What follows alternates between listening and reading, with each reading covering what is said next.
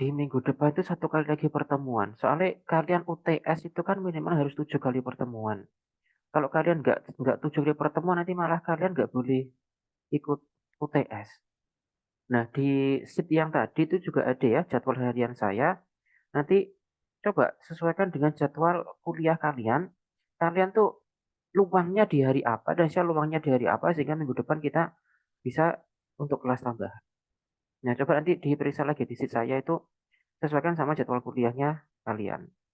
Oke, kita masuk ke materi yang pertama dulu ya. Ingat teman-teman, kita targetnya hari ini 2 pertemuan ya. Semoga bisa untuk 2 pertemuan, maksudnya 2 materi kita bicarakan hari ini. Materi pertama sih. Nah, ini sambil saya share screen dulu.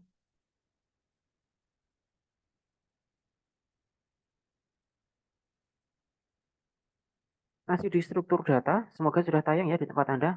Nanti kalau suara saya tiba-tiba putus-putus atau screen-nya putus-putus, Anda langsung klaim aja enggak apa-apa ya. Oke. Struktur data selanjutnya. Struktur data berarti hari ini kita bahas pointer. Jadi namanya struktur itu kan bentuk ya. Nah, kalau struktur data berarti bentuk data. Ya, misalkan kalian akrab dengan istilah ini ya, struktur organisasi. Itu berarti maksudnya ya bentuk organisasi. Ketuane sopo, bendarane sopo kan gitu. Kalau struktur data berarti ya pada dasarnya bentuk data. Ya bentuk data itu kan macam-macam. Yang dari kemarin sudah kita bahas ada array, ada integer dan seterusnya. Struktur data yang kita bahas hari ini adalah tentang pointer. Jadi ono struktur data itu namanya pointer. Intinya pointer itu sebagai penunjuk. Oh iya, perlu saya sampaikan. Untuk UTS nanti, untuk UTS-mu nanti soalnya sudah saya siapkan ya, soalnya sudah saya berikan ke kaprodi Anda. Materinya adalah materi kita pertemuan pertama sampai kita pertemuan ke-7 besok. Uh, Materinya ya seperti yang kita bicarakan seperti ini, jadi nanti Anda belajarnya sambil melihat video-video rekaman kita ya, sambil Anda perbanyak wawasan Anda untuk membaca buku-buku atau sumber-sumber lain di luar perkuliahan kita. Karena ada beberapa pertanyaan, banyak pertanyaan itu yang sengaja di pertemuan itu belum kita bahas. Nah, disitulah kesempatan Anda sebagai mahasiswa untuk mendapatkan literatur atau referensi, minimal bahan bacaan ya dari sumber-sumber lain. Di perpus sudah ada beberapa buku yang sempat saya jumpai di perpus Anda itu juga sudah bagus untuk struktur data. Nah, gitu. Kembali ke sini. Struktur data pointer itu pada dasarnya ada penunjuk. Nah, biasanya penunjuk itu erat kaitannya sama alamat. Mouse-mu itu kan juga pointer namanya. Kalau kamu pakai mouse itu kan ada simbol kayak gini ya. Atau bahkan dia kadang berbentuk kayak gini. Kadang dia berbentuk 4 kayak gini. Nah, ini pointer. Karena ini kan fungsinya juga untuk menunjuk. Menunjuk ke mana? Alamatnya atau menu-menu yang akan kita berikan perintah. Pada dasarnya pointer itu bisa kita alamatkan. Nah, kalau kamu masih ingat dengan array misalkan, nah ini alamatnya apa? Ini alamatnya apa? Nah, yang menunjukkan alamat ini namanya pointer. Yang menunjuk ke alamat tertentu ini namanya pointer. Sehingga bisa kita punya 2 tabel. Nah, mungkin kalian masih ingat waktu kecil tuh biasanya main-main tabel yang kayak gini. Nah, ilustrasi pointer tuh kayak gini. Misal ini ke sini, ini ke sini, misal ini ke sini. Nah, inilah yang disebut dengan pointer. Jadi pointer itu adalah struktur data yang memberikan petunjuk atau untuk menunjuk ke alamat tertentu. Itu yang kita sebut dengan pointer. Kalau di Microsoft Word itu pointernya ya gini. Di Windows terutama ya. Tetapi jika di operating system lain mungkin pointernya beda bentuknya. Nggak kayak gini. Gitu. Jadi secara singkat pointer adalah seperti ini. Dia tugasnya adalah memberikan petunjuk. Nah, petunjuk itu alamat ada banyak, ada alamat memori, nah macam-macam. Kemudian kita bicara di sini adalah manfaatnya struktur data pointer. Manfaatnya struktur data pointer.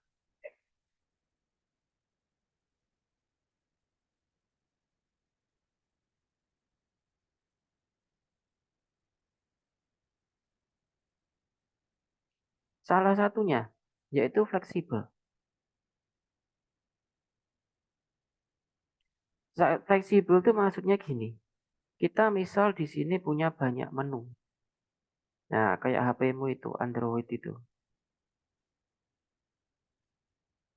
Ini kalau kita harus pakai coding misal untuk nunjuk menu ini harus pakai coding gitu misal. Nah, nggak fleksibel. Justru akan lebih fleksibel, akan lebih mudah jika kita langsung ngeklik ke sini atau langsung ngeklik ke sini dengan bantuan pointer. Jadi lebih fleksibel. Zaman dulu pointer belum ada sehingga untuk menggerakkan ini ke sini, baru ke sini itu harus pakai anak panah satu persatu. Anak panah yang ada di keyboard ini harus kita berikan satu persatu. Tapi karena sekarang sudah ditemukan adanya struktur data pointer, nggak perlu pakai anak panah lagi, nggak perlu digeser-geser lagi. Nah, ya kamu langsung ngeklik-ngeklik kan juga kalau pakai HP di Android itu. Sehingga karena lebih fleksibel, kita bisa ke manfaat kedua yaitu lebih hemat memori. Jadi nggak perlu dari sini jalan ke sini, terus jalan ke sini. Nah itu nggak perlu. Dari sini, misal mau ke sini, nggak perlu harus jalan satu persatu gini nggak perlu. Bisa langsung klik di sini, bisa langsung klik di sini. Nah sehingga tidak membutuhkan konsumsi memori yang terlalu banyak. Jadi langsung saja klik ke sini, klik ke sini. Nah gitu. Sehingga memori yang kita gunakan dalam arti memori RAM itu lebih hemat, nggak gampang panas. Sehingga HP zaman sekarang, komputer zaman sekarang itu memori RAM-nya besar-besar. Tapi penggunaannya pun juga lebih hemat. Nggak terlalu banyak yang kepakai. Sehingga yang ketiga, lebih mudah untuk dikembangkan. Nah, lebih mudah untuk dikembangkan. Dalam artian lebih mudah untuk dikembangkan karena memorinya hemat ya. Jadi sekarang pengembangan software itu bisa dengan laptop. Kalau zaman dulu orang pengembangan software, orang bikin software tuh mau nggak mau harus pakai CPU yang besar itu. Yang kayak kamu pakai di lab itu. Karena punya kekuatan yang besar. Tapi kalau zaman sekarang nggak harus pakai CPU kayak gitu. Bahkan pakai laptop pun sudah cukup. Nah, ini sifat-sifat dari struktur data pointer. Kalau kalian di situ ada kesempatan untuk praktek, nah nanti bisa untuk praktek. Sebelum melangkah ke pertemuan kedua selanjutnya ya, saya kenalkan dulu dengan struktur data linked list. Karena di pertemuan ini pembahasannya ada dua, yaitu pointer dan linked list. List itu, nah kalau kita berbicara list, kita selalu berbicara daftar ya. Atau boleh juga kita katakan antrian. Di list pesertanya piro, berarti di daftar pesertanya berapa. Linked list, nah linked list, ini berarti antrian yang sudah saling terhubung. Ilustrasinya gampang, misal gini. Misal orang dari sini menuju ke sini. Dari sini menuju ke sini.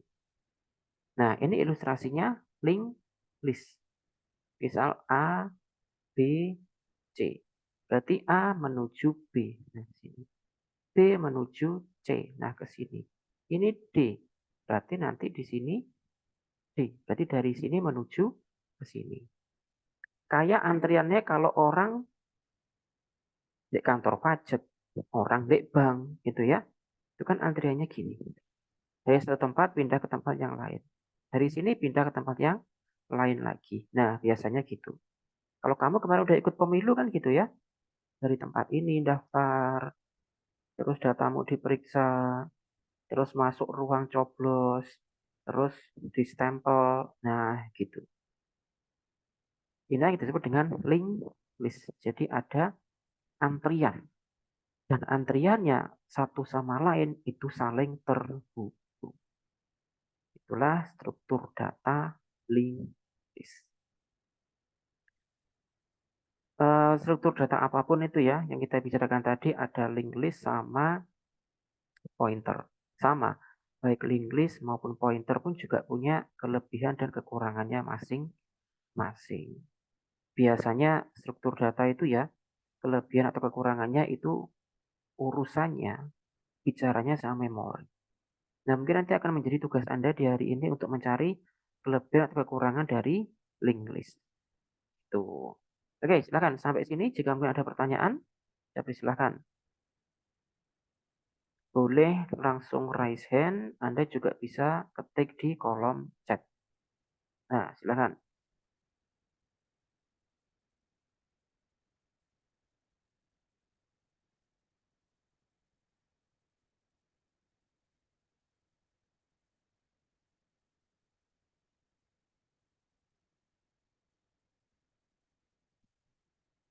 Oke, clear? Nah, ini teman-teman, karena kita hari ini 2 pertemuan, jadi pertemuan yang ini kita tutup dulu ya. Nanti 10 menit lagi, silakan Anda bergabung ke room ini lagi. Untuk kita lanjut ke pertemuan yang kedua. Gitu ya. Sama kakak tingkatnya tadi juga seperti itu. Jadi pertemuan pertama ini kita tutup dulu, istirahat sebentar 10 menit, nanti silakan Anda bergabung lagi ke sini. Nanti mungkin selama istirahat Anda ada pertanyaan yang ingin ditanyakan, tidak apa-apa, ditulis saja dulu atau bisa langsung tulis di kolom chat. Nanti bisa kita bahas di pertemuan. Jadi gitu ya, semoga bisa dipahami. Jadi sekarang ini pertemuannya saya tutup dulu. Saya keluar dulu dari Zoom, istirahat dulu kita ya 10 menit. Nanti setelah 10 menit silakan Anda kembali ke ruang Zoom ini. Terima kasih.